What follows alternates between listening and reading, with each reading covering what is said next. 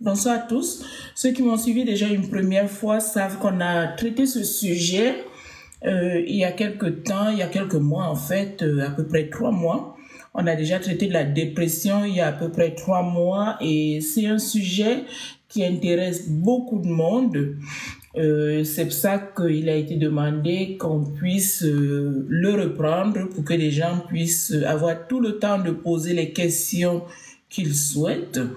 Et nous sommes là ce soir pour en discuter parce que c'est un sujet qui est très important. Une dépression, comme on l'a dit déjà une première fois dans la présentation, pour ceux qui ne l'ont pas vue, elle est en ligne. La dépression, c'est une pathologie psychiatrique. Une pathologie psychiatrique qui peut entraîner la mort. C'est une pathologie qu'on peut prévenir. C'est une pathologie qui est bien prise en charge. Donc, si on en parle encore aujourd'hui, c'est parce que c'est l'une des pathologies psychiatriques les plus importantes parce que beaucoup de personnes sont touchées. C'est une maladie qui touche beaucoup de personnes de par le monde. Et il est convenu, il est connu que d'ici quelques années, les pathologies psychiatriques, dont la dépression en particulier, seront l'une des premières causes de mortalité de par le monde. Et malheureusement, c'est un sujet encore tabou. On n'en parle pas assez. On le cache encore quand on n'est pas bien. Et ça, c'est quelque chose qui n'est plus acceptable. Dans notre communauté en particulier, beaucoup de personnes en souffrent et se cachent. Et mon challenge aujourd'hui, c'est de pouvoir amener les personnes qui en souffrent à savoir que c'est une maladie déjà et à ne plus se cacher. Hello guys, for the people who are English speaking, who are online with me, don't just feel free to ask your questions, any question you want about depression. Depression, c'est psychiatric sickness. Je m'excuse pour ceux qui parlent français, je suis bilingue. J'ai des personnes qui parlent que anglais en ligne, donc je suis en train de leur expliquer de se sentir libre de s'exprimer en anglais, de poser leurs questions en anglais. I just say in French that I was explaining to French-speaking people that people who are on this life with us should just feel free to ask their questions in English. I speak both French and English. I'll be able to answer, and anyone who wants to climb can climb and express whatever he wants. Let me see. I'm inviting people who are asking me to come. Okay.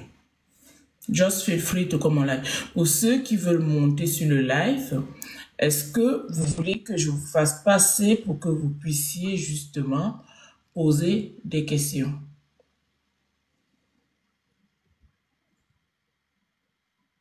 Pour ceux qui veulent poser des questions et qui veulent passer en live, il n'y a pas de souci, vous me signalez juste. Je vous mets en ligne pour que vous puissiez poser vos questions, soit sur le lien dont j'attends vos questions et je répondrai au fur et à mesure. Qui veut prendre la parole, s'il vous plaît?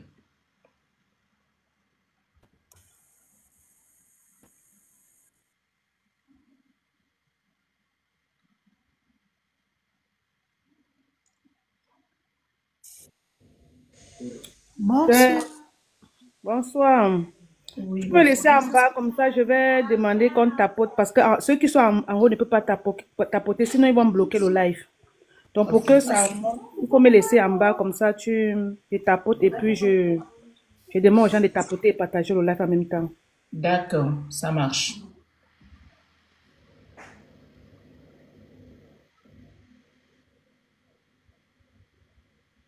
Ça marche. Marie, est-ce que vous avez une question? Est-ce que vous voulez que je vous laisse passer pour poser une question?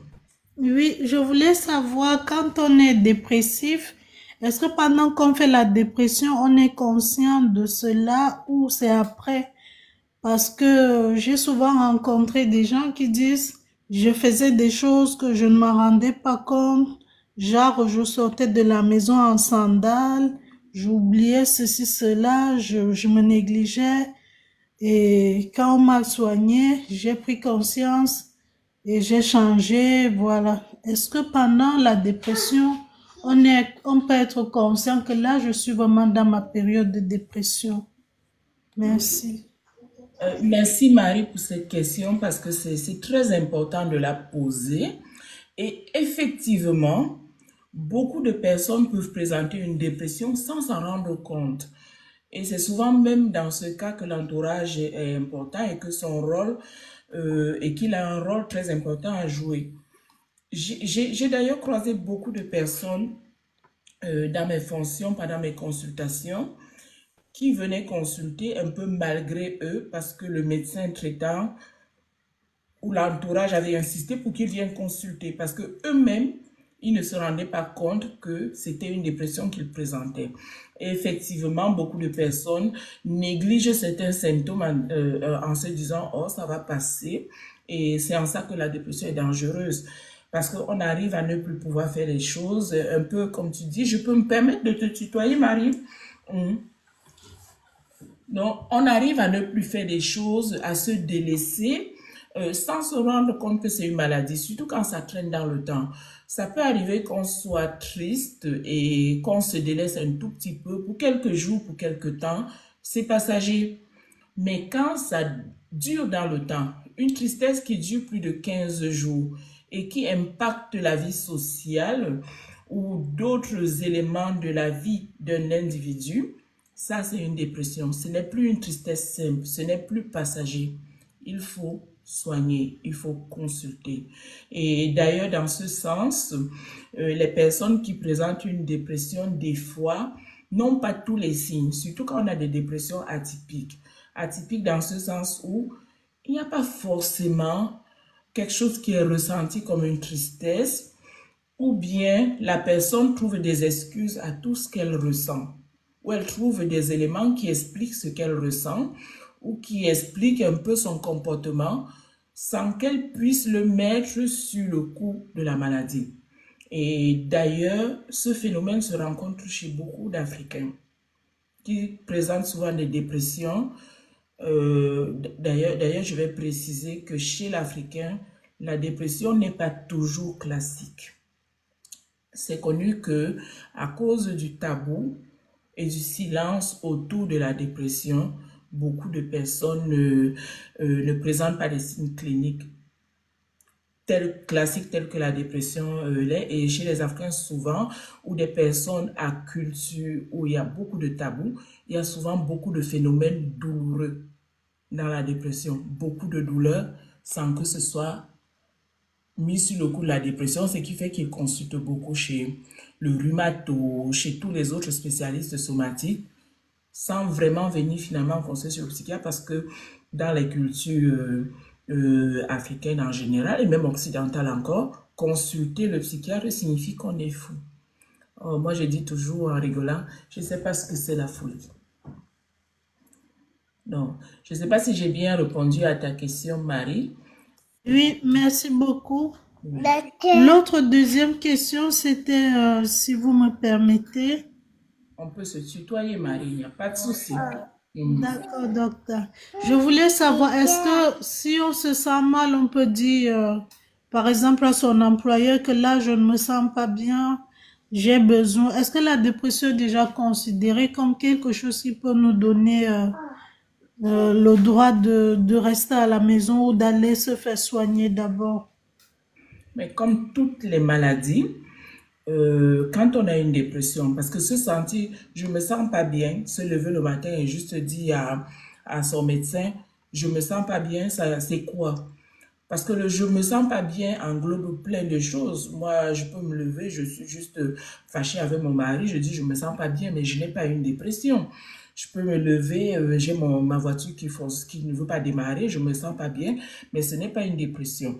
Mais quand on se sent pas bien et que le diagnostic est posé par un médecin, ce médecin, en général, s'il pense que vous avez besoin de vous reposer, il peut vous donner un arrêt maladie. Et dans ce cas, vous avez l'obligation d'avertir votre employeur pour qu'il puisse justement prendre ses dispositions et savoir que en ce moment-là, vous n'êtes pas disponible pour travailler. Voilà. C'est une maladie comme toutes les autres qui donne droit à un arrêt maladie quand on ne se sent pas bien. Et vous n'êtes pas obligé d'avertir votre employeur. D'ailleurs, en passant, quand on est en arrêt maladie, on n'est pas obligé de dire à son employeur de quoi on souffre. Parce que c'est de l'ordre de votre vie privée. D'ailleurs, quand vous faites les arrêts maladie, vous allez voir que le feuillet employeur ne porte pas de diagnostic. Est-ce que j'ai répondu à ta question, Marie? Oui, merci. Et pour les mamans, par exemple, c'est souvent compliqué. Celles qui font la dépression avec les enfants, ça devient un jeu un peu dangereux parce que on ne sait pas, on est dans une atmosphère où il faut gérer les enfants, il faut gérer la dépression. Est-ce qu'il y a une astuce lorsqu'on est débordé ou bien lorsqu'on se sent déjà un peu dépressif à cause des enfants, qu'est-ce qu'il faut faire en fait? D'accord, ça c'est pour les mamans qui sont seules ou en couple. Je précise, je pose la question. C'est le plus souvent les mamans seules débordées avec beaucoup d'enfants. C'est pas évident. D'accord. Et je vais aborder ce sujet en particulier parce que c'est très important ta question. Nous sommes toutes des femmes et en général, on connaît la charge mentale d'une femme. La charge mentale, c'est-à-dire tout ce que vous avez à porter dans la tête, dans le cerveau, tout ce que vous avez comme travail psychique à faire qui n'a rien à voir avec le travail de la maison, cuisiner, faire les choses. C'est souvent rien que d'avoir à penser tout ce qui est autour, à penser à tout ce qui est administratif, à avoir le papa qui demande ci, à avoir la maman qui demande ça, même s'il n'y a pas le papa, à avoir la famille, à avoir la maman, à avoir le père, à avoir les enfants qui, en général, se tournent vers maman pour toujours demander toutes choses, ou même des fois juste pour chialer. C'est le terme, hein? Juste maman elle m'a cogné, maman elle m'a si. Ça fait une charge mentale qui peut être très difficile quand on n'est pas bien. Quand on ne se sent pas bien, il y a des fois, quand le médecin a posé le diagnostic de dépression, dans ce cas, il faut se faire aider. Soit on a de l'entourage à côté qui peut nous aider, soit on a le papa, parce qu'on ne fait pas un enfant seul, de toute façon. Soit on a le papa, s'il est assez responsable, qu'il prenne les enfants au maximum. C'est-à-dire, vous donnez le maximum.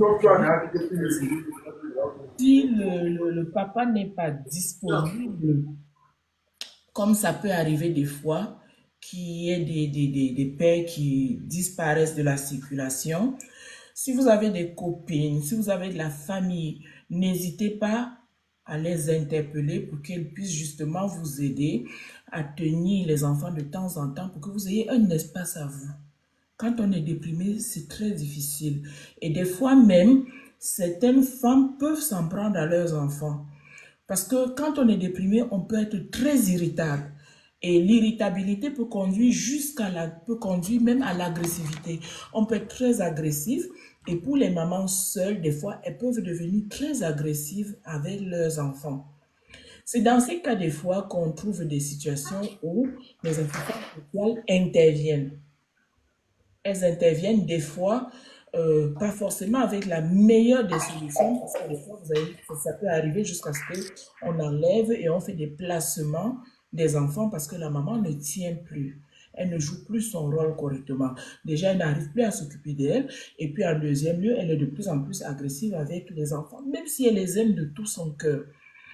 Au lieu d'attendre que la situation arrive à un point de non-retour où l'assistance sociale va intervenir pour sévir, il vaudrait mieux demander, merci, enfant de Dieu, il vaudrait mieux demander de l'aide en amont.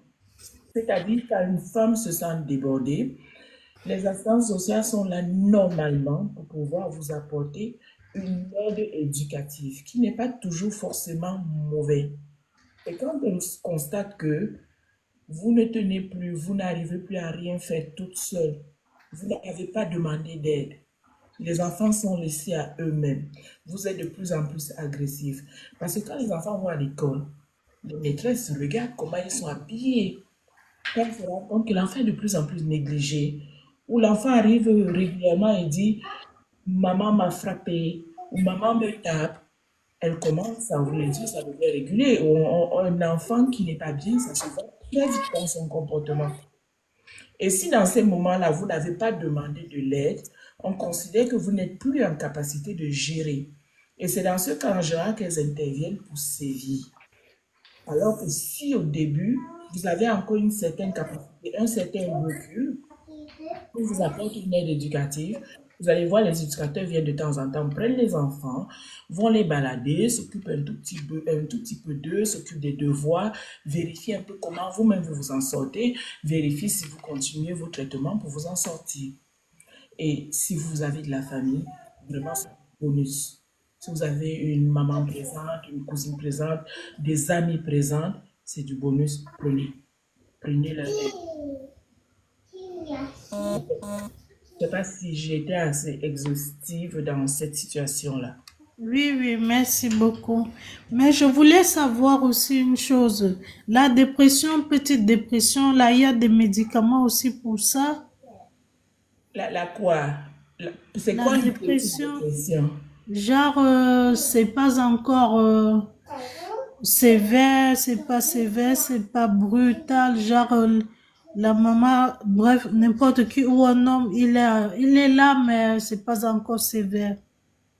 D'accord, je comprends. Les idées noires comme ça, c'est pour moi une petite dépression, mais aller se suicider, c'est déjà une dépression sévère. C'est vrai, la dépression devient sévère quand on pense que se suicider ou se donner la mort est une solution à son mal-être, effectivement. La dépression légère, en général ne nécessite pas un traitement médicamenteux. De toute façon, je ne mets pas de traitement dans une dépression légère. Ça nécessite d'autres types de traitements, des psychothérapies, ou avec justement une expression une verbalisation de son mal-être, on réussit à mettre à distance l'élément qui a fait qu'on ne se sente pas bien. Et souvent, dans les dépressions légères, quand on retrouve la cause et qu'on désamorce justement les situations, ça permet d'aller très vite rapidement parce qu'il faut éviter que ça n'aille vers quelque chose de sévère justement. On ne donne pas forcément un traitement médicamenteux, mais une psychothérapie, oui.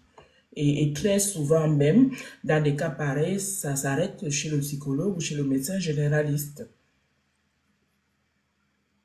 Voilà. Est-ce que j'ai répondu à ta question, Marie? Oui, merci beaucoup. Je t'en prie. En tout cas, il n'y a pas de question, tabou. Le live de ce soir, c'est justement pour qu'on puisse parler de tout. De tout. Aucune question n'est tabou, aucune question ne sera jamais tabou. Même pour ceux qui veulent poser des questions et qui pensent que c'est des questions nulles, n'ayez pas peur, on va répondre. Aucune question n'est nulle ce soir. Même si vous avez l'impression que ce n'est pas en lien avec le sujet, posez-la, je vous dirai. D'accord? Ok, j'ai une autre question. Dis-moi. Et ceux qui marchent en route, par exemple, qui font de la folie, c'est différent de la dépression, on peut dire c'est autre chose ou bien c'est quelque chose, c'est la dépression qui est devenue, comme on a dit, que c'est aggravé.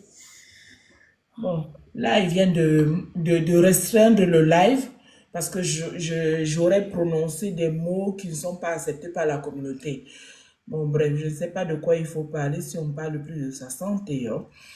On va essayer tapoter au maximum pour qu'ils arrêtent de restreindre le live. Ceux qui marchent en route, des fois, j'ai dit tout à l'heure que je ne savais pas ce que c'était la folie, mais je vais expliquer ce que sociétalement on appelle la folie. Ceux qui marchent en route, qui parlent seuls, j'ai bien compris, si j'ai bien compris ta question. En général, parler seul, ça signifie qu'on répond à quelque chose. Et en psychiatrie, des fois, ceux que vous voyez dans la rue, nus ou tout sales, ou qui parlent seuls, qui ont l'impression d'être dans leur monde, c'est des patients psychotiques, délirants. C'est-à-dire, ils ont exactement leur maladie. La psychose, c'est une maladie psychiatrique. C'est un type de maladie psychiatrique qui fait qu'on n'a pas conscience d'être malade. Le patient est dans son monde à lui qu'il a construit. Il est délirant en général. Parce que quand on est dans son monde, dans une autre construction, on est délirant. Et quand le patient est dans ce monde-là, des fois, il répond aux voix qu'il entend. Puisqu'il n'entend pas ce qui est autour de lui. Il entend ce qui est dans sa tête. Il répond à ça. Il obéit à ce qui est dans sa tête. Donc, c'est un peu ce qu'on appelle sociétalement les fous. C'est les patients psychotiques. Parmi les psychoses les plus connues, la plus connue d'ailleurs, c'est la schizophrénie. Il en existe d'autres, mais c'est souvent les patients schizophrènes ou autres, un peu plus rarement, que vous trouvez dans la rue, à parler tout seul. Voilà. Est-ce que ça répond à ta question, Marie? Oui, merci beaucoup. Mais pourquoi est-ce qu'on ne les hospitalise pas de force, en fait, au lieu de les laisser à la rue comme ça, je sais pas. Même en Afrique, on devrait les attacher, les mettre des piqûres, des injections. Non, pas les attacher. Tu vois, quand tu dis dans la rue, je suppose que c'est en Afrique, parce qu'en Europe, tu en vois très peu. Tu en vois très peu parce que la loi a été faite en Europe de telle sorte qu'on puisse hospitaliser quelqu'un sans son consentement. Parce qu'il faut savoir qu'il y a ce qu'on appelle la liberté des individus. La liberté des individus veut que chacun ait le droit de faire ce qu'il veut de sa santé. Sauf en psychiatrie. C'est la seule branche de la médecine où on peut soigner quelqu'un sans son avis, sans son consentement, on dit. Et en Europe, en général, c'est bien codifié pour que justement, on ne déborde pas, qu'il n'y ait pas d'extrême, qu'il n'y ait pas des abus. Sinon, ce serait facile de faire hospitaliser son ennemi. On n'aime pas quelqu'un, on fait tout pour le faire hospitaliser, mais ça, c'est bien cadré. Ce qui fait qu'en Europe, quand on présente des psychoses, des fois à la demande de l'entourage ou d'une personne qui vous connaît, on peut accepter que vous soyez hospitalisé juste à la demande de cette personne-là. Mais le médecin constate la maladie et il vous hospitalise quand vous ne pouvez pas donner votre avis, quand on a l'entourage qui peut donner le sien, qui peut donner son accord. Le deuxième cas où on peut vous hospitaliser sans votre consentement, qui est l'entourage ou pas, c'est quand vous présentez une pathologie psychiatrique et que vous êtes dangereux. C'est le psychiatre qui évalue la dangerosité de quelqu'un.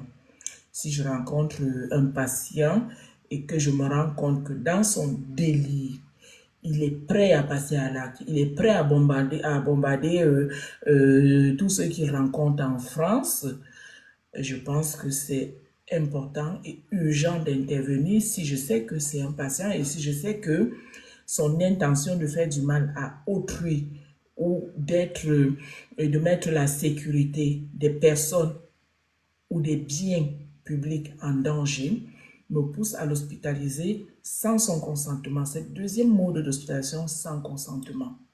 Voilà un peu. En Afrique, il n'y a pas ça. On est encore en retard parce qu'on n'a pas encore mis en place le cadre juridique dans beaucoup de pays africains pour permettre d'hospitaliser quelqu'un sans son consentement. C'est pour ça que vous voyez encore les personnes psychotiques en Afrique dans la rue ou bien des personnes psychotiques attachées par la famille qui fait ce qu'elle peut. Et là, c'est malheureux de le dire. On a beaucoup de familles démunies qui ne savent pas quoi faire face à des personnes qui vont mal en général parce qu'on n'a pas les moyens qu'il faut. Voilà. D'accord, merci beaucoup. Je vais laisser la parole à d'autres personnes. Merci beaucoup. Merci beaucoup. Merci beaucoup, Marie. Est-ce qu'il y a d'autres personnes qui veulent prendre la parole pour poser des questions?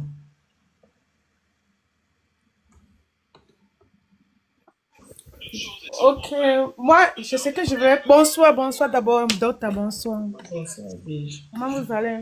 Ça va bien. D'accord, je vais un peu me déplacer parce que j'ai les enfants ici là qui me pourchassent quoi. Au fait, je voulais demander ceci. La dépression, la cause vraiment, la cause réelle vraiment de la dépression. Moi, je sais, moi, ce que j'ai entendu, c'est trop de réflexion, trop de pensées, trop de problèmes qui amènent à la dépression. Mais sans oublier qu'il y a certaines personnes même que ils n'ont pas forcément besoin de trop d'accumuler des problèmes qui prennent la dépression, en fait. Il y a d'autres qui sont, je ne sais pas s'ils sont nés avec ou bien si, je ne sais pas comment on appelle ce type de dépression. Je ne sais pas si c'est une dépression, mais je veux savoir un peu plus ou moins la différence. Parce qu'il y a d'autres qui sont déjà étant enfants ou bien étant un peu adultes, 18 ans, 19 ans, ils ont déjà les signes un peu de gens qui sont comme si c'était fou, mais ils ne sont pas fous. Ils sont normaux, ils sont normaux. Tu vois un peu, ils sont normaux, mais à la limite, quand ils continuent à grandir, c'est comme ça que ils commencent à faire les choses un peu bizarres, différentes de ceux qui sont normaux. Et ils sortent, ils font les trucs, ils font ceci, et à la limite, à la fin de leur vie, ils se retrouvent dans un centre hospitalier, comme vous avez dit, on peut les hospitaliser sans leurs avis, quoi. Donc maintenant, je voulais savoir maintenant la différence qui est maintenant dans ce type de dépression avec ce qui vient, avec ce que nous passons au quotidien, normalement sans problème, et que nous tombons dedans à la longue et jusqu'à ce que ça nous amène avec les AVC et tout ça. Donc, je voulais savoir si vous pouvez me donner un peu la différence entre ces deux types de problèmes, quoi, qui minent la société aujourd'hui. Merci beaucoup, Adouche, pour la question. C'est important. Je pense que si j'ai bien compris ta question, je pense qu'il y a un mixage de quelque chose. Peut-être il faut déjà dire ce que c'est la dépression. Ce que tu as décrit comme étant penser tout le temps, en psychiatrie, on appelle ça des ruminations anxieuses. Mais le but justement des lives, c'est que tout le monde puisse comprendre ce que c'est. Les ruminations anxieuses, c'est-à-dire quand on pense tout le temps à des problèmes, c'est déjà un signe de la maladie. C'est déjà un signe de la dépression. Et la dépression, c'est une tristesse trop grande, trop forte, trop longtemps. C'est-à-dire, elle a duré trop longtemps. Elle est trop intense. Elle est elle est insupportable. Ça, c'est la dépression. Maintenant, on peut retrouver des personnes qui sont déprimées par rapport à des éléments comme dans beaucoup. Je vais reprendre, je vais revenir sur les causes de la dépression. On recommence au début. La dépression, comme beaucoup de maladies psychiatriques, ont plusieurs causes. C'est pas juste comme une maladie somatique. Vous avez le microbe et vous avez telle maladie. La dépression, c'est plusieurs facteurs. Il faut dire que on a des familles de déprimés où on ne sait pas pourquoi. On n'a jamais mis en évidence un gène. Donc, on ne peut pas dire que c'est génétique, même si on pense qu'on transmet autre chose, autre que les gènes, de plus en plus on le pense. Où on retrouve des dépressions, où les gens sont déprimés. Juste comme ça, ils sont déprimés. Sans raison particulière, ils sont déprimés. Ça, c'est ce qu'on appelle des dépressions endogènes. Des personnes qui sont juste déprimées sans raison particulière. Il y a aussi plusieurs facteurs, des événements de vie qui font qu'on peut se retrouver déprimé. Vous avez des personnes qui vivent des choses difficiles, c'est des éléments environnementaux, vous avez la gestion des émotions, vous avez la gestion des relations, vous avez la gestion du stress, vous avez des facteurs sociaux avec la perte des repères, l'éclatement des structures. D'ailleurs, on retrouve beaucoup de dépression chez les personnes migrantes. Parce qu'il y a la perte des repères, il y a l'éclatement des structures familiales, il y a la solitude, il y a encore la précarité, les difficultés administratives qu'on retrouve, la difficulté à s'adapter à son nouveau milieu de vie, qui peuvent être des facteurs déclenchants d'un épisode dépressif. On a aussi justement les facteurs environnementaux, c'est-à-dire la difficulté à gérer ses émotions. Vous savez qu'on ne gère pas ses émotions tous de la même façon. On a aussi les croyances qui limitent la verbalisation des choses. C'est-à-dire, vous avez des personnes qui pensent que d'être mal, je ne dois pas le dire parce que c'est une faiblesse. Alors que quand on dit les choses, on les verbalise, on évacue. On évacue son cerveau. On a aussi certains facteurs d'ordre somatique qui peuvent le déprimer. Tout ce qui est traumatisme, tout ce qui est maladie en général, grave et chronique, dont les cancers, les maladies neurologiques, l'hypothyroïdie. La thyroïde, c'est une glande qui est là, quelque part, qui participe à la régulation de la température du corps et bien d'autres choses. Quand elle dysfonctionne, elle ne fonctionne pas bien, elle peut se manifester comme une dépression. D'ailleurs, c'est la première chose à rechercher quand on a une dépression. On a aussi les douleurs chroniques. Toutes les maladies douloureuses sont source de dépression. Les consommations abusives de produits toxiques, dont les drogues et l'alcool en général, qui sont source de dépression. On peut aussi avoir les dysfonctionnements hormonaux du corps, qui peuvent être source de dépression. Ça, maintenant, je disais que tu as mélangé. Pourquoi? Parce que là, on a des causes de dépression. Mais il peut se retrouver que à l'adolescence ou à l'adulte jeune, des personnes commencent à présenter des signes d'une psychose. En particulier, la schizophrénie peut commencer par des problèmes thymiques. Thymique veut dire humeur. La psychose peut débuter par des troubles de l'humeur. Le trouble de l'humeur le plus fréquent, c'est celui dont on parle là, c'est la dépression. Ce qui fait que des fois, les gens pensent qu'il n'est que déprimé. À l'adolescence ou à l'âge adulte jeune, les gens pensent que l'individu qu'on ne voit pas bien est juste déprimé. Et quand il grandit, on se rend compte que tiens, il est dans son monde à lui, il répond à des voix, il fait des choses qui ne sont pas forcément bien. Et ça finit des fois par une hospitalisation quand tout explose. Parce qu'en plus, il faut prier que la maladie n'explose pas de manière agressive. Quand on dit de manière agressive, ça peut finir par des crimes.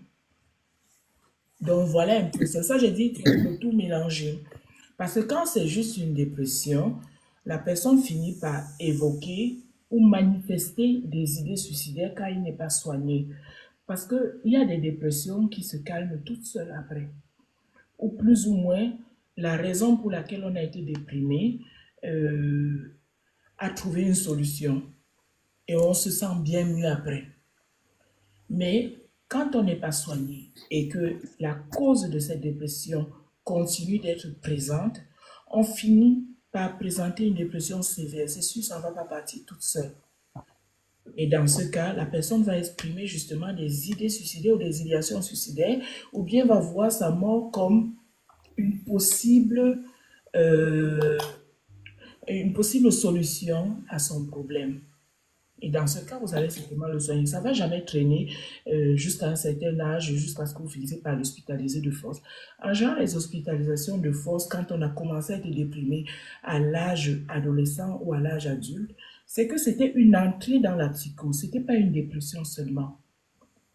Voilà un peu. J'ai répondu à ta question, Edwige. Oui, c'est bon. C'est bon. For English speaking people, if you're online, Just mention it. I will explain it in English. All what I'm saying in French, I will explain it in English because we have reached the time of English people, but there's no need to stop people who are just speaking French because they are online. But if you just speak English, don't worry, just mention it that you can still ask your question in English. I'll answer you in English, but I don't need for the moment to translate it because I've never seen any question in English. Please. You guys, who are online, you just English speaking people. J'explique à ceux qui parlent que l'anglais qu'ils doivent se sentir libres de poser la question même en anglais parce que je ne veux pas stopper ceux qui parlent en français. Je peux parler les deux en même temps, il n'y a pas de souci. Et expliquer pareillement. Donc, je ne vais pas traduire au fur et à mesure mes réponses. Est-ce qu'il y a d'autres personnes qui veulent prendre la parole et à qui je n'ai pas donné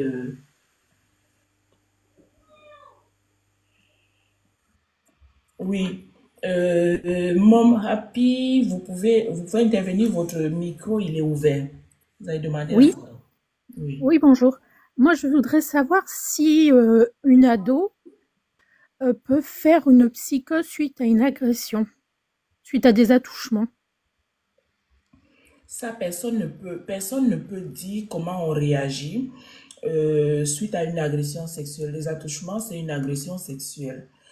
Une agression sexuelle peut causer un traumatisme, un psychotraumatisme qui peut évoluer de plusieurs façons. On n'évolue pas forcément vers une psychose quand on a un psychotraumatisme. C'est un syndrome de stress post-traumatique qu'on peut présenter, ou on peut présenter aussi une dépression, effectivement. Mais une psychose comme ça, suite à un psychotraumatisme, c'est beaucoup plus rare. C'est beaucoup plus rare. Vraiment extrêmement rare. Il faut que la personne ait justement un psychisme très fragile et même des prédispositions pour développer une psychose suite à une agression sexuelle. C'est plus souvent les troubles anxieux et les troubles dépressifs qui sont développés, ou carrément juste ce qu'on appelle un syndrome de stress post-traumatique suite à une agression sexuelle. Est-ce que j'ai répondu à votre question, Madame Dima? Oui. Parce que ma fille a subi une agression et depuis ce temps, par moment, enfin la journée, des fois, elle est très triste, elle nous dit qu'elle nous aime pas et puis après elle change, elle dit que non, finalement elle nous aime et puis elle a beaucoup d'idées suicidaires. Elle pense à faire des tentatives de suicide médicamenteuses. Donc je voulais savoir si c'était si ça pouvait être une psychose suite à ça ou plus un choc post-traumatique. Non, ce que vous êtes en train de me décrire, ce n'est pas une psychose, hein, du tout. Ce n'est pas une psychose. Vous me décrivez des idées suicidaires, vous me décrivez une agressivité, une irritabilité. Il faut savoir que les enfants en général, les adolescents surtout, ont un comportement d'opposition quand ils vont pas bien. C'est-à-dire qu'un adolescent ne va pas bien, il a tendance à ne plus respecter les consignes, à être très agressif même avec ses parents, avec son entourage, avec tous ceux qui sont à côté de lui. Vous allez voir son comportement changer et c'est pour ça que des fois vous avez l'impression qu'elle vous aime et ne vous aime pas. Mais du moment où elle présente les idées suicidaires, j'ai envie de vous dire, mais courez, allez consulter avec cet enfant. Mhm. Allez consulter avec cet enfant. Les adolescents ne présentent jamais des idées suicidaires pour rien. Même des fois, si vous dites, je suis en train de rigoler, non, allez quand même consulter. Prenez toujours l'avis d'un spécialiste qui va vous dire si c'est anodin, si c'est quelque chose sur lequel vous n'avez pas à vous inquiéter ou pas. Mais vous ne pouvez pas laisser D'accord. faire comme ça et juste la regarder, hein. C'est important. Ok, d'accord. Ok, Est-ce qu'elle a été prise en merci. charge, Et justement? une Il dernière faut la prendre en question. charge. Oui, oui, elle est prise en charge. Elle est prise en charge, elle est suivie par une psy. Oui. Ok. Et j'avais une dernière question, c'était par rapport aux adultes.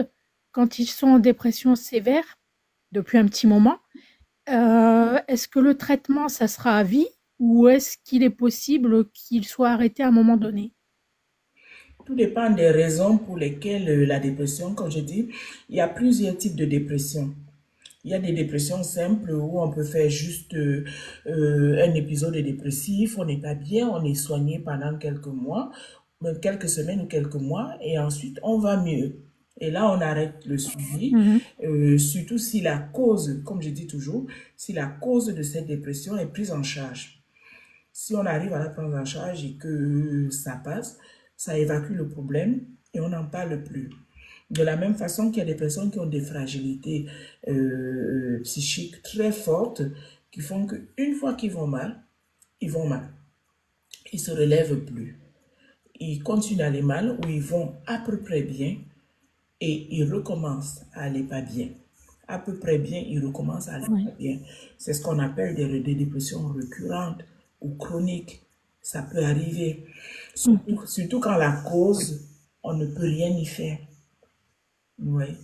Si vous avez quelqu'un, par exemple, qui a un décès et c'est une personne avec qui les relations étaient tellement fusionnelles que la personne malade a du mal à trouver un autre soutien ou à réorienter justement son énergie pour se retrouver un peu mieux, cette personne a du mal à reprendre pied et pourrait rentrer dans ce qu'on appelle une dépression chronique. Mais la plupart du temps, quand on fait un épisode dépressif et qu'on est soigné, dès que ça va mieux, on arrête le traitement et ça s'arrête. Un autre type de dépression aussi, le troisième type justement, c'est que la dépression peut rentrer dans le cadre de ce qu'on appelle un trouble bipolaire. C'est-à-dire, les personnes sont déprimées, ne font jamais de gros épisodes d'agitation, vont juste à peu près bien, très bien pour l'entourage, mais sans épisode d'agitation, juste une petite hypomanie et replonge. C'est ce qu'on appelle des dépressions bipolaires. Dans ce cas, c'est un autre traitement que l'antidépresseur. Il faut leur ajouter en général un thymorégulateur. Thymorégulateur, c'est un médicament qui régule l'humeur pour la stabiliser. Là, ça peut aussi expliquer la maladie, la pathologie chronique. Ok, d'accord. Merci. J'ai quelqu'un qui pose une question en ligne.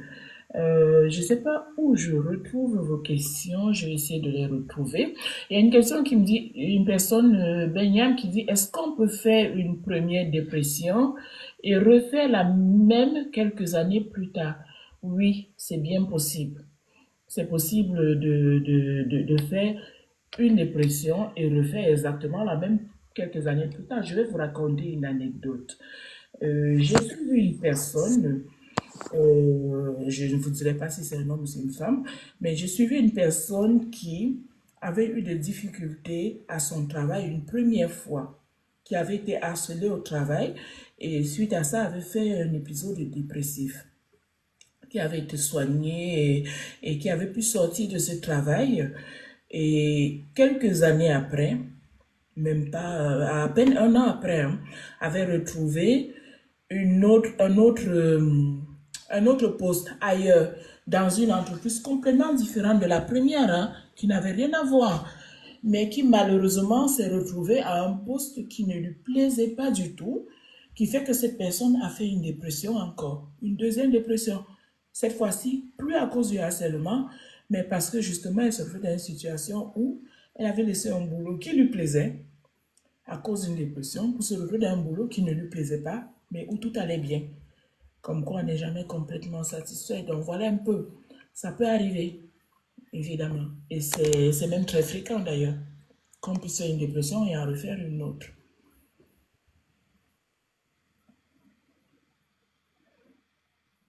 Est-ce qu'il y a quelqu'un d'autre qui veut reprendre la parole? Marie, je vais te descendre.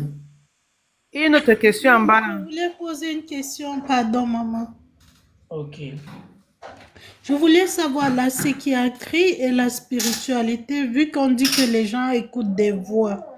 Ces voix-là, est-ce que ça fait partie de la spiritualité? Est-ce que les deux sont Ou bien c'est des voix comment, des voix inventées, ou alors c'est des voix des esprits réellement? Non, non, non, ça n'a rien à voir. Les voix dont on parle en psychiatrie, c'est des hallucinations. C'est une construction de l'esprit. On pense d'ailleurs que c'est une sorte de mécanisme. Le patient, ça n'a rien à voir. La spiritualité, c'est une croyance. C'est-à-dire la personne croit en quelque chose, mais n'a pas forcément de voix. Il croit en cette chose-là. Il pense peut-être qu'il communique avec une entité ou avec je ne sais pas trop quoi. Mais les hallucinations, ce qu'on appelle les voix en psychiatrie, ça s'appelle les hallucinations auditives en général ou intrapsychiques parce que les voix peuvent être entendues par les oreilles ou dans la tête. Les hallucinations, c'est une construction de l'esprit. Le patient, il ne dit pas qu'il est malade, hein. Il obéit à ce qu'il entend, c'est-à-dire son propre esprit, sa propre construction lui donne des ordres ou lui dit des choses ou construit son monde autrement. Alors que la croyance, la spiritualité, c'est autre chose. Vous croyez d'abord en quelque chose et vous pensez que cette autre chose peut vous élever d'une manière ou d'une autre à ce que vous puissiez communiquer avec là. Ça n'a rien à voir du tout.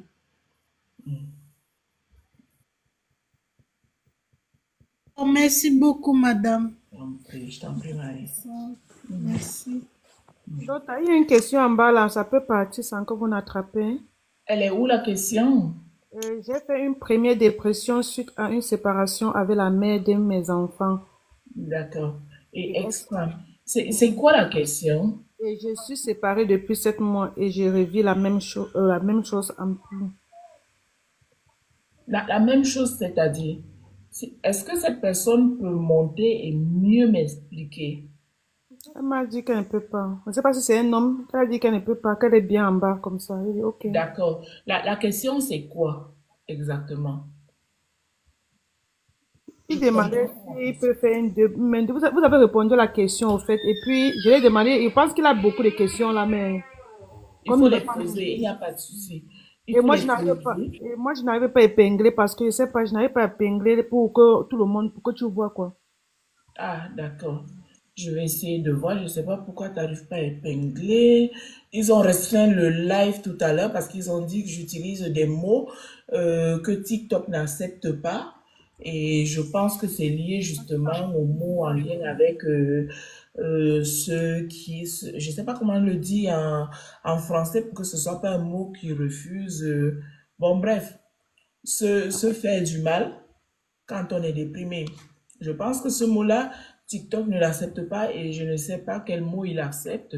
Je vais peut-être finir par inventer mon langage alors que c'est de la psychiatrie et c'est de la médecine. Non, voilà. Les questions, il faut les poser. Comme ça, je vais les voir au fur et à mesure. I will still repeat what I said in English. For English-speaking people, just feel free to ask all your questions here. I'll answer you in English because if I want to translate all the answers I'm giving to French-speaking people, we will spend 4, 5, 6 hours here. Just feel free to put your question in English. I'll answer it in English for English-speaking people.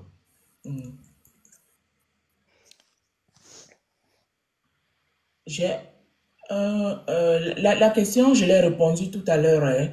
Pour enfants bénis, je pense. J'ai répondu à la question. Vous pouvez tapoter le live parce que je vois que le live est attaqué. On essaie de me restreindre sans raison particulière d'ailleurs, hein. Donc, il faut tapoter au maximum pour qu'on ne soit pas restreint. Merci à ceux qui nous rejoignent tout de suite en ligne. Welcome to people who are just... I do speak English. For people who speak English, you can feel free to ask your questions in English. I'll answer it. Je peux poser une question? Oui. Oui. Oui. Quand un ado de 12 ans a des pensées suicidaires, est-ce qu'il existe un médicament, un traitement par médicament pour aller mieux? Oui, oui, oui. Ou c'est juste une thérapie? Oui. Oui, il existe des traitements pour les enfants, hein. Il y a beaucoup de traitements qui sont adaptés aux enfants. Mm. D'accord, ok. Oui, Merci. je vous en prie. Là, j'ai mis la fonction épinglée et top commentaire pour que le modérateur qui est en ligne puisse mettre des commentaires en exergue pour que je puisse y avoir accès. Voilà, je vois que ce n'était pas là et les invités peuvent monter. Voilà. Non, je n'arrive pas toujours, hein. Je voulais épingler. Il y a un truc en anglais là qu'on écrit. Je voulais épingler, mais ça ne prend pas toujours. Ok. Je vais essayer. Je ne sais pas pourquoi, parce qu'ils ont restreint. Ils ont restreint et aucune idée. Ils ont restreint, c'est ça. C'est ça, ils ont Moi, restreint. j'arrive à lire. La question, c'est what are the signs to know that someone is going through depression? Okay, what are the signs to know that someone is going through depression? I'll answer this one in English. That's a good question because it's bringing us to speak about the signs of depression in English. Pour ceux qui ne parlent pas français, je m'excuse, je vais devoir réexpliquer en français, en anglais, les signes de la dépression. The signs of depression. Let's explain first what is depression in English. Depression is a mental sickness. It's a mental sickness that can exist to some people. The first symptoms that are appearing in depression that you should know that you are facing depression is feelings of sadness, tearfulness, emptiness, or hopelessness.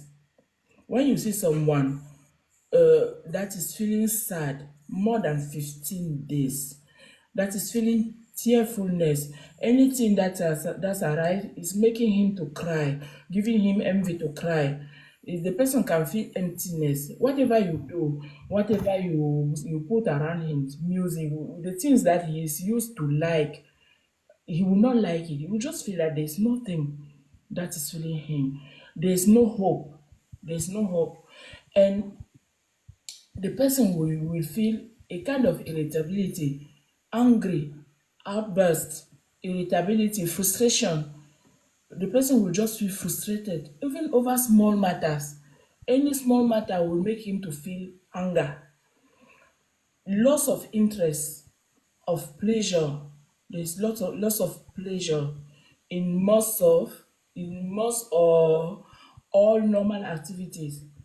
You will see someone who is used to like football or playing with his kids, who doesn't want it anymore, who is not feeling any pleasure. And that pleasure can be even on normal activities such as sex, hobbies, sports. Someone who is used to follow women or even to just like having fun with his spouse will not like it anymore, will not feel it anymore. And another sign of depression is problems of sleep. People who are depressive will just feel so bad that they will not sleep well anymore. Depression is a mood disorder. I have to explain it. It's a mood disorder. You are full of sadness. You lost interest. And that depression can affect how you feel, how you think, how you behave. That's why it is highly, highly important to talk about it today. I don't know who asked the question. The person who asked the question, what is the person? I was talking about the signs of depression. You have sleep disturbances, including insomnia or sleeping too much. You can have both of them. Some people who are facing depression can sleep too much. Some others will not sleep at all. You will feel tiredness, lack of energy. So even small tasks can take extra effort. Reduce of appetite. And by reducing appetite, you will have weight loss. Or some people, depression can increase craving for food and weight gain to some others. it's not just about weight loss. Some people can add weight when they are facing depression. Another sign into depression is anxiety, agitation, restlessness. Some people will not be able to rest anymore. They will feel anxious too much. And slow thinking, speaking, or body movement, the person will just be as if he's always slow, he's tired. Even speaking will be a problem for him. With just his movements, even the body movement will be very slow. Another sign that is highly important is trouble thinking, concentrating, making decisions, and remembering things. The person will be thinking too much, will lack concentration. You will see someone sitting like this, he will just be thinking too much. He will not even know what is arriving to him. He will not pay attention to things. Frequent or recurrent thoughts of death. Someone is thinking about suicidal thoughts, about suicide attempts as a solution to his bad feelings. That is depression, and that is even the recurrent thoughts of death as a solution are even what is making depression to be a bad sickness, to be a sickness about what people will have to talk. For if someone around you is talking about death every time as a solution for his problems, please, that person is facing depression. Someone without knowing, even if it's not showing any other sign that I explained before. And for some people, they are not feeling all these signs, all these psychiatric signs, all these psychic signs I just gave you. They will just feel some unexplained physical problems, such as pain, headache, difficulty, stomach pain, back pain. I said headache. For some people, even they will have digestion problems when they are not feeling well.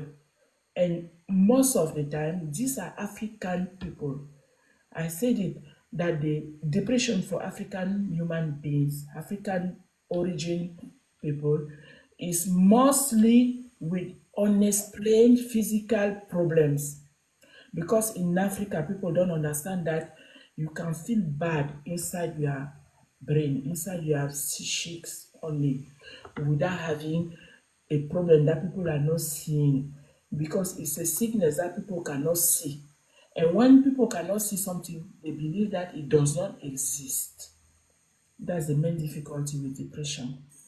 I hope I've answered that question with symptoms of depression. I don't know who asked the question, but I hope I've answered it. Est-ce qu'il y a une autre question?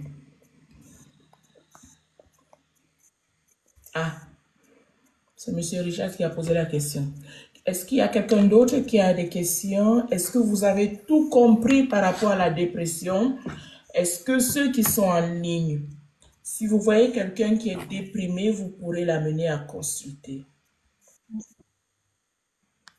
Oui, et comment faire pour pas toujours penser?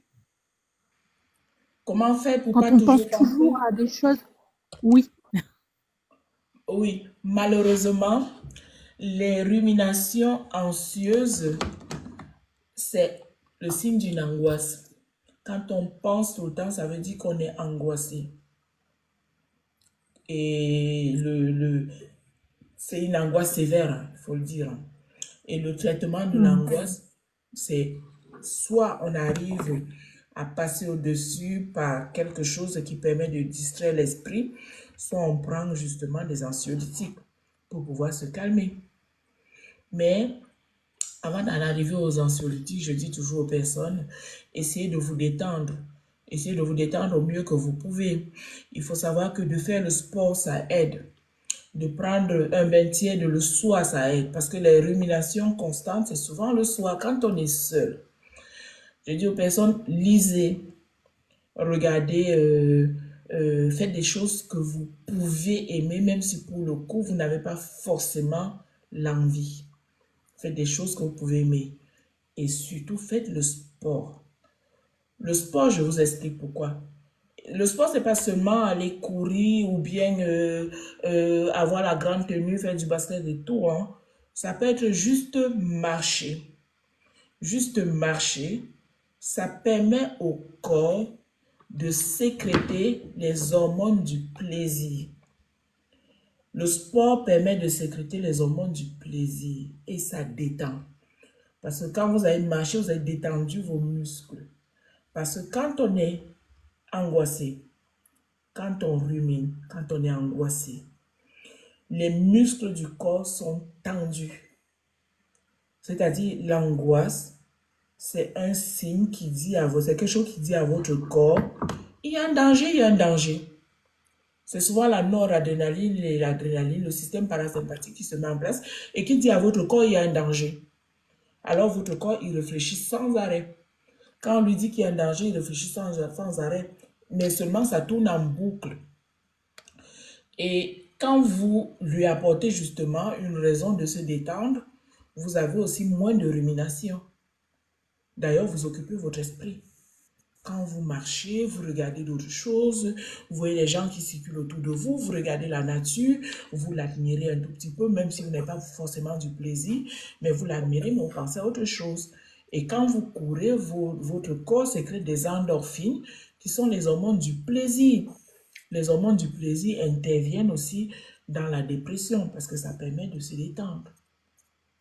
C'est pour ça qu'on conseille aux gens de faire le sport soit le matin pour avoir une belle journée ou le soir pour pouvoir se détendre et dormir. Voilà. Avant d'en arriver aux anxiolytiques, que je n'aime pas beaucoup pour leur effet de dépendance qu'ils peuvent causer. Voilà. D'accord. Merci. Et je vous en prie. Est-ce qu'il y a... C'est vrai que la journée, même si on regarde la télé, même si c'est un film qui nous plaît, quelquefois, il y a un mot qu'on entend et ça nous refait penser à certaines choses. Moi, Ou même si on fait quelque chose qu'on aime bien, ça nous fait penser à quelque chose. oui. On pense toujours, en fait, à quelque chose.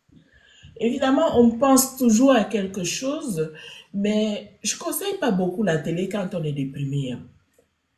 Je ne conseille pas beaucoup la télé. Pourquoi?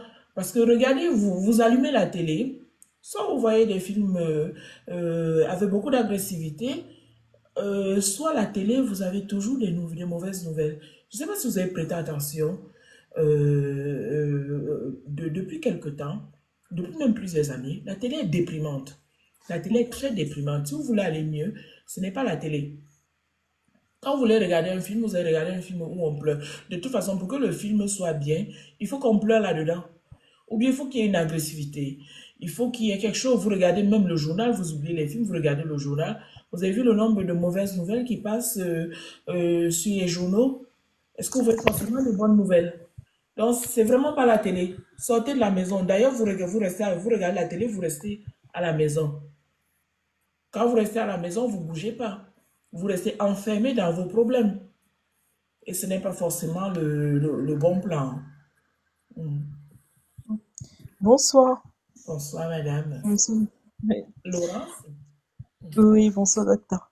J'avais une question, notamment chez les personnes qui sont atteintes de cancer.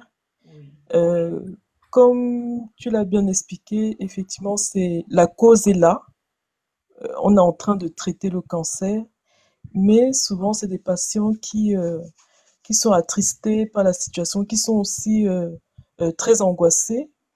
Et je voulais savoir en fait à quel moment, hormis les idées suicidaires, à quel moment on peut dire que voilà, on peut mettre en place un traitement antidépresseur.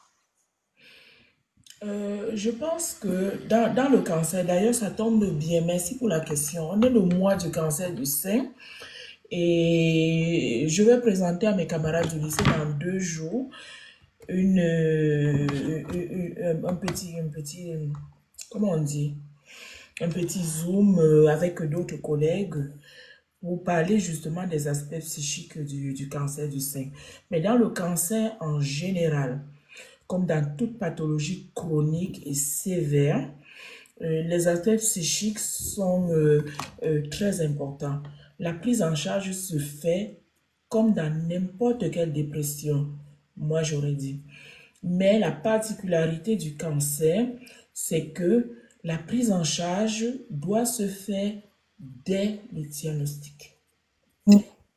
Pourquoi? La prise en charge de la pathologie en elle-même, parce qu'on sait que c'est une maladie chronique, c'est une maladie grave, dont la personne déjà qui reçoit l'information est impactée. Ça fait un choc, ça fait un traumatisme. Rien que ça, pour désamorcer, pour permettre d'évacuer, il faut voir déjà au minimum un psychologue. C'est pour ça qu'en général, en Europe en particulier, et ça c'est très bien, dans la prise en charge des patients qui présentent un cancer, on conseille de voir un psychologue. D'abord, d'ailleurs, dans la plupart des centres où on traite le cancer, il y a un psychologue, soit sur place, soit avec qui il y a un lien, à qui on peut orienter des patients. Et quand la prise en charge par la psychologue déborde et que le vécu du cancer, parce qu'il y a l'annonce du cancer, il y a le vécu du cancer avec son traitement qui n'est pas évident, qui sont des causes de dépression, et il y a même l'après-cancer. Parce que l'annonce du cancer crée un traumatisme. On a beaucoup de troubles anxieux. Et même après un cancer, il y a beaucoup de troubles anxieux parce qu'il y a la peur que ça revienne. Il y a la peur de ne pas être totalement guéri. Ou il y a la peur d'une récidive. Ça, c'est des choses à prendre en charge. Et quand on voit, les psychologues qui le font savent très vite quand orienter. Quand on voit que le patient a du mal à remonter la pente ou que les signes de dépression sévères se mettent en place, il faut l'envoyer vers un psychiatre pour traiter rapidement. Pour traiter rapidement. Parce que c'est des personnes pour lesquelles le facteur cause, le facteur déclenchant de la dépression, ils n'ont aucun impact dessus. Ils dépendent des traitements, ils dépendent même de leur corps qui va peut-être pas réagir au traitement. Donc voilà un peu. D'accord, merci beaucoup. Je t'en prie, Laurence, je t'en prie. Est-ce qu'il y a d'autres questions? Est-ce qu'il y a des personnes qui veulent monter encore? Moi, je voulais savoir, en tant que psy, vous entendez beaucoup d'histoires, beaucoup de soucis, beaucoup de problèmes des gens. Comment vous faites pour vous vider la tête? Ça pourrait nous être utile aussi. Oui, c'est important. Oui, c'est important, c'est vrai. Ça sert à ça aussi, ce live. D'ailleurs, je vais répondre à ça en disant que, s'il faut parler un peu de moi, en ce moment, je suis en arrêt maladie. J'ai tenu à faire ce live parce que une fois que je peux me poser et que je peux tenir 2 heures de temps, d'ailleurs, ce live, c'est une thérapie pour moi aussi, quelque part. Il faut savoir qu'on est formé à ça. On est formé à pouvoir évacuer. On a des collègues qui sont là, et heureusement. Et on a aussi des techniques qu'on vous apprend, qu'on s'applique à nous-mêmes. Oui, tout ce qu'on vous dit, on se les applique. Si on a besoin de se détendre, on va se détendre. Si je vous demande de vous mettre au sport, je n'ai pas forcément besoin d'aller courir, mais je vais marcher au maximum, où je vais éviter tous les facteurs de stress. Tout ce qui me stresse, je mets de côté. Et en passant d'ailleurs, même pas des relations stressantes, vous les mettez de côté quand vous n'êtes pas bien. On évacue comme ça. On verbalise aussi. Les psychiatres verbalisent beaucoup. Parce que c'est important de parler. On apprend à parler. Je n'ai pas toujours été bavarde. Hein. J'ai d'ailleurs été très timide, très renfermée. Et ma spécialité m'a permis d'apprendre à évacuer les choses, à dire les choses. Ça s'apprend, on apprend à communiquer. D'ailleurs, dans ma prise en charge, j'apprends à mes patients à communiquer, à dire ce qu'ils ont sur le cœur sans que ce soit agressif et pour que ce soit plus efficace et écouté. Voilà un peu. En grosso modo, un peu comment nous on fait, nous les psychiatres. Merci pour la question. D'accord. Merci. Est-ce que vous avez d'autres questions? If English-speaking people are around, they can feel free to ask questions. I don't know who asked questions. The first person who asked questions recently if there's a question I didn't see, just feel free to come back with it. Ok. J'explique à ceux qui parlent anglais qu'ils se sentent libres de mettre leurs questions et qu'ils se sentent pas mis de côté. Voilà. Est-ce que je vous ai apporté un tout petit peu d'éléments sur la dépression? Moi, je vais vous raconter une anecdote. J'ai eu un autre patient il y a quelque temps de là qui venait consulter parce qu'il voulait juste un papier en fait. C'est un patient d'origine africaine pour lequel il y avait beaucoup de difficultés en famille, mais qui malheureusement avait une affaire aussi familiale en cours. Donc, tout ce qui concernait les finances, la profession, était aussi géré par toute la famille. Donc, il ne se sentait pas bien, mais il ne pouvait pas se retirer parce qu'il y avait justement la pression de la famille, à la fois ici et à l'extérieur. Pourtant, il était très mal par rapport à ça. Quand il vient demander son papier, c'est pour pouvoir juste sortir de là. Or, pendant son entretien, il s'écroule complètement et il finit par avouer qu'il a des idées suicidaires et que pour lui, c'est la seule solution. Même s'il avait ce papier, pour lui, ce serait la seule solution de ne plus être là.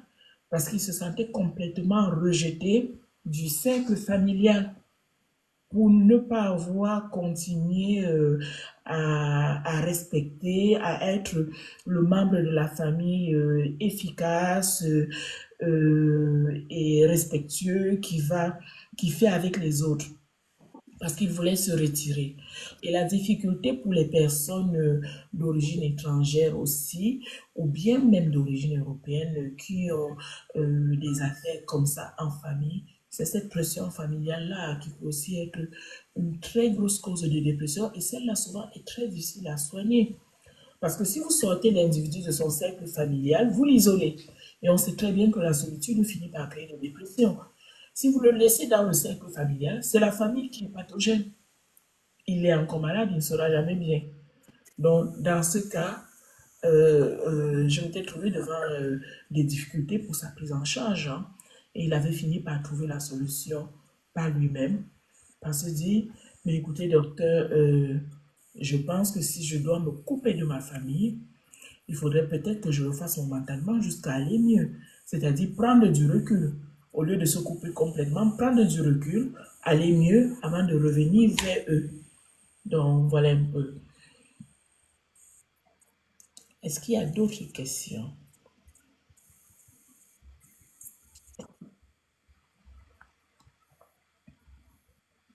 Eh, qui c'est qui s'appelle Ben Laden là? Eh, vous avez les surnoms qui vont me dépasser. Vraiment. En tout cas, voilà un peu, je voulais discuter avec vous de tout ça parce que je pense que c'est vraiment important qu'on en parle. Je ne sais pas si j'ai évoqué tous les aspects de, de la dépression. Est-ce qu'il y en a d'autres qui vous intéresseraient?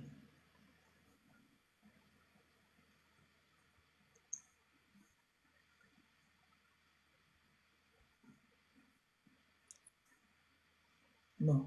S'il n'y a plus personne en ligne, is there anyone speaking English that is online who would like us to speak about something else? Est-ce que vous avez des,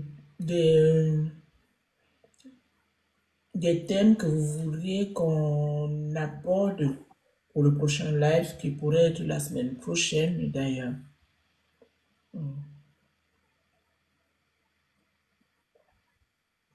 J'ai une personne qui a posé une question tout à l'heure par rapport au cancer. Oui, oui, dans la prise en charge du cancer. Il faut préciser que la paroxétine est contre-indiquée dans le traitement des patients présentant un cancer du sein. Parce que c'est une molécule qui inhibe de manière irréversible, comment je vais vous dire ça, qui inhibe de manière irréversible le traitement du cancer du sein. Donc, vous donnez un antidépresseur qui s'appelle la paroxétine à quelqu'un qui présente un cancer du sein, vous avez beaucoup de chances de le voir décéder parce que son traitement ne réagira plus. Parce que pour dire en mot très simple, la paroxétine empêche le traitement d'être efficace. Donc, voilà un élément que je voudrais apporter en plus. Pour ceux qui ne sont pas du milieu de la santé, si vous connaissez quelqu'un qui a un cancer du sein ou si vous l'avez vous-même, vous précisez parce qu'il arrive des fois que les collègues ne connaissent pas forcément et ce n'est pas de leur faute, que la paroxétine, qui est le déroxate, est contre-indiquée dans son traitement. Voilà. Est-ce que vous voudriez qu'on aborde d'autres thèmes pour le prochain live? Est-ce qu'il y a des thèmes qui vous intéresseraient particulièrement?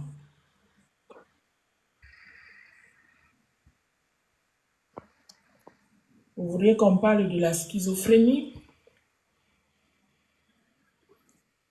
Pourquoi pas la différence entre la bipolarité et la schizophrénie?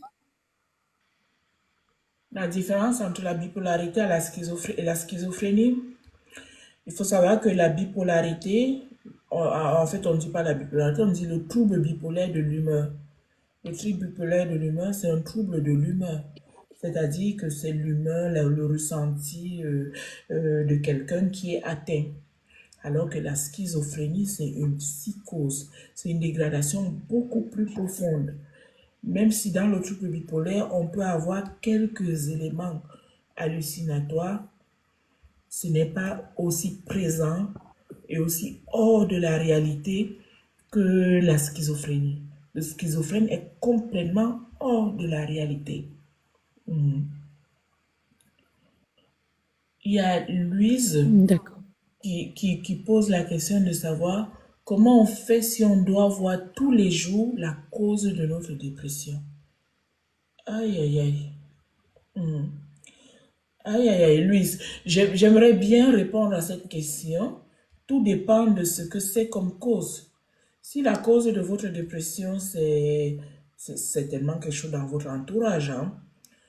C'est peut-être, je ne sais pas, ça peut être le mari, ça peut être les enfants, ça peut être l'employeur, ça peut être, qu'est-ce qu'on peut voir tous les jours?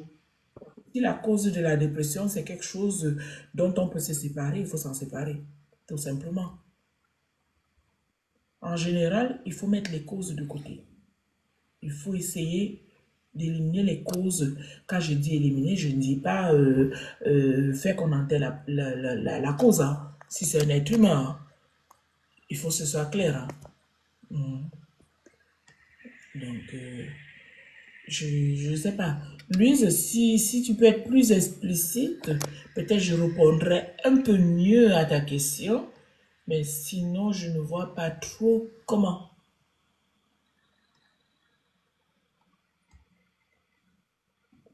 Je ne sais même pas si j'ai répondu d'ailleurs, parce que je ne sais pas. Moi, je pense que si c'est le travail, il faut qu'elle arrête de travailler.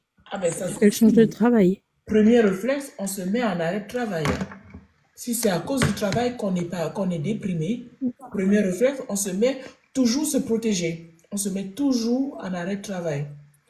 Ah, un membre de la famille. Bon, ça dépend si vous êtes... Est-ce que vous êtes obligé de vivre avec votre papa déjà? Je ne sais pas. Quand on est majeur, en général, on essaie de se trouver son lieu de vie à soi-même. C'est important. Parce que si vous êtes majeur et que vous vivez avec votre papa, tout dépend. Tout dépend de pourquoi est-ce que c'est lui qui est là.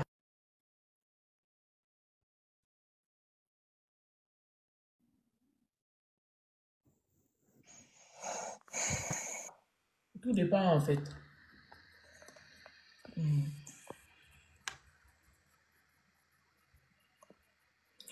Ah, Louise, vous avez quel âge? Parce que je vois que c'est une mineure qui pose la question. Louise, vous avez quel âge? Ne partez pas, dites-moi ce que vous avez. Vous avez quel âge? Écrivez-le, il n'y a pas de souci. Vous n'êtes pas obligé de monter. Vous avez 16 ans, donc vous êtes une adolescente. Il faut savoir déjà que même sans que je connaisse le problème avec votre papa, je vais pas faire, je fais pas une consultation en ligne, hein. C'est un live comme tout autre sur TikTok. Il faut savoir déjà que à l'adolescence, il y a des remaniements psychiques qui se font chez tout être humain, qui font que on peut être très mal. On peut très mal déjà dans sa peau. Et quand on est mal dans sa peau, on appréhende les choses autour de soi de manière particulière. C'est-à-dire que ce qui pourrait être anodin prend des proportions extrêmes. Et l'une des particularités de l'adolescence aussi, c'est le comportement d'opposition dont j'ai parlé tout à l'heure, où on se retrouve justement à ne, je ne dirais pas ne pas aimer, à rentrer en confrontation avec les parents, qui font souvent ce qu'ils peuvent. Il arrive qu'on ait de mauvais parents, ça c'est sûr, c'est un fait. Mais il arrive aussi que les parents font ce qu'ils peuvent pour essayer de comprendre leur adolescent sans forcément y arriver, parce que justement l'adolescent lui-même ne comprend pas ce qui lui arrive. Les remaniements se font dans son corps, dans sa tête. D'ailleurs, à l'adolescence, on a la poussée des seins, on a les hormones, on a les règles, on a les premiers amours, on comprend même pas forcément, on sait pas qui on est forcément. Il y en a qui savent même plus s'ils sont garçons, s'ils sont filles. Bref, c'est les remaniements qui se font dans votre corps qui font que vous n'allez plus bien. Et quand vous n'allez pas bien, peu importe ce que le parent à côté fait, hein, vous allez le vivre multiplié par 1000. C'est-à-dire le bonjour de votre père peut vous énerver. Le bonjour de votre maman peut vous énerver, alors que c'est juste un bonjour qui à un autre moment, à une autre époque, à une autre période de votre vie ne vous ferait pas de mal. Maintenant, ça peut arriver aussi qu'on ait des parents très indélicats. Ils sont indélicats parce qu'ils ne savent pas forcément comment faire. Vous savez, il n'y a aucune école pour être parent. S'il y avait une école pour être parent, ça se saurait. On serait de super bons parents. Et je vous promets, je suis peut-être l'une des premières que peut-être un de mes enfants vous dirait, oh là là là là là là, elle, jamais. Non, non, non, c'est pas une bonne maman. Oui, c'est normal. On ne sait pas toujours comment faire. Et moi, ce que je te conseille, autant que tu peux, c'est de discuter avec ton papa, de lui expliquer ce qu'il fait qui t'énerve. Maintenant, quand on est parent, s'il y a des parents à côté, c'est d'essayer au maximum de comprendre que la moindre petite remarque que vous faites à votre adolescent peut être un problème qu'il va vous faire payer pendant 2, 3, 4 ans. Je vous dis une remarque à votre adolescent. Comme elle explique tout à l'heure, c'est bien qu'elle soit là en ligne, cette jeune fille. Comme elle explique, son père lui ferait des remarques sur son physique. Or, le physique, c'est quelque chose de primordial quand on est adolescent. Le physique est déjà en train de changer quand on est adolescent. Pendant l'adolescence, le physique change, il se modifie. Attendez, je vais couper un micro là.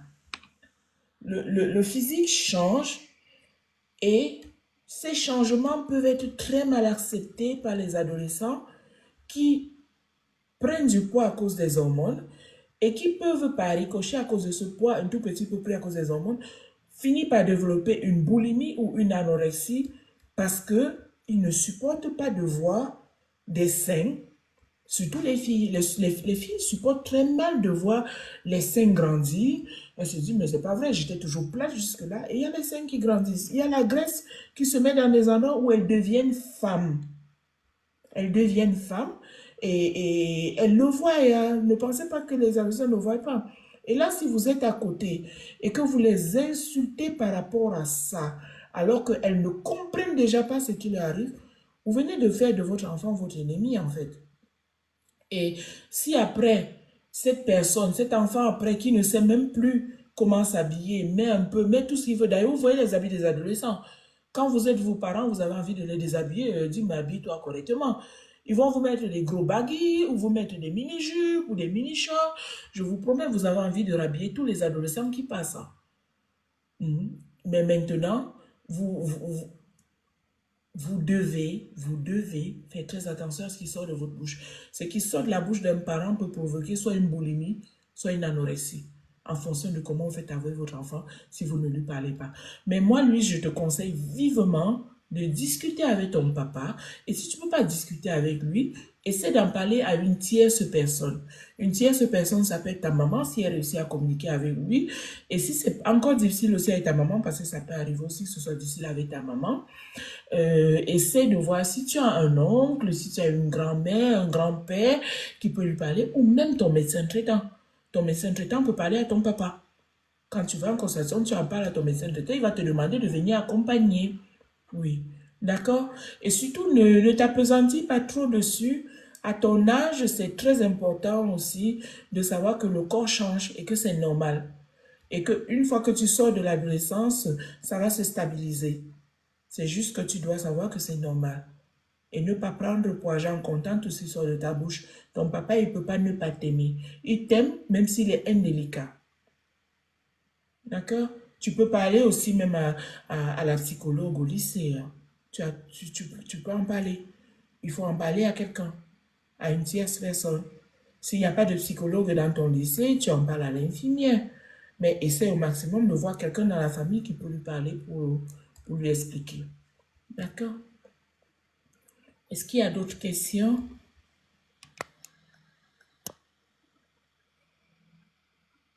Ok.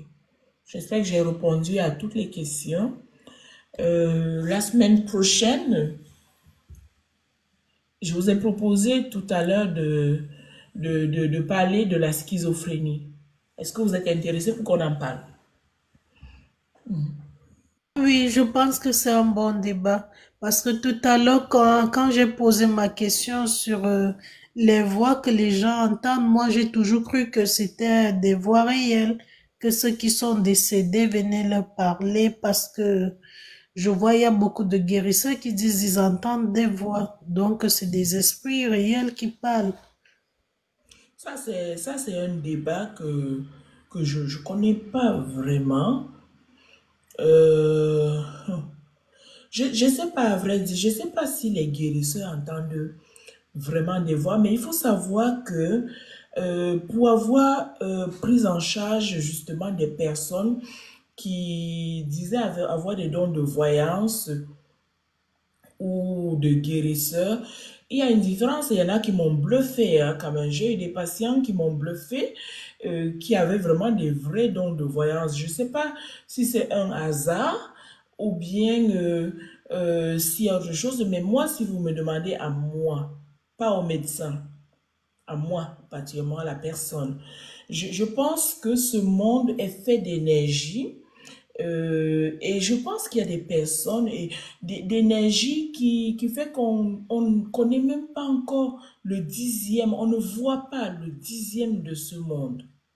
Je, je pense, je pense qu'on ne voit pas encore le dixième de ce monde ou qu'on ne ressent pas le dixième de ce qui peut se présenter à nous et qu'il y a peut-être des personnes qui ont une hypersensibilité qui sont capables de voir un peu plus loin que le temps zéro qu'on vit.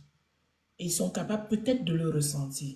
Parce que j'en ai vu qui arrivent à le ressentir et qui arrivent à vous dire des choses qui vont arriver une semaine après et qui arrivent vraiment. Ça, je n'arrive pas à l'expliquer. Ça rentre dans le champ de spiritualité que je n'arrive pas forcément à expliquer.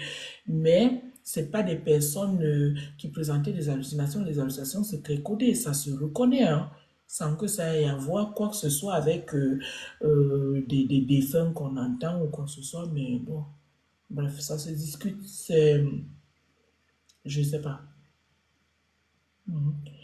Louise, excusez-moi, je vais revenir chez cette jeune fille qui est encore en ligne.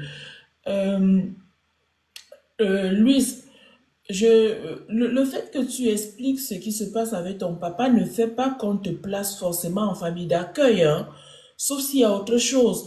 En général, on place un enfant en famille d'accueil, pas forcément en famille d'accueil à ton âge, ça peut être aussi un placement en foyer, quand on estime que la vie de cet enfant est en danger avec ses parents. Mhm.